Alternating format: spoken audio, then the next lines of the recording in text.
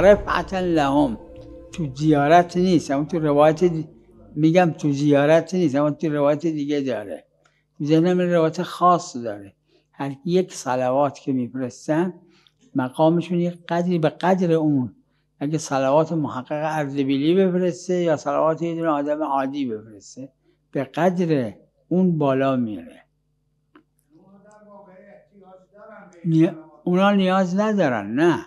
مثل کسی که 1,000,000 گل داره نیاز به یه دونه گل نداره، اما یه گل اضافه میشه.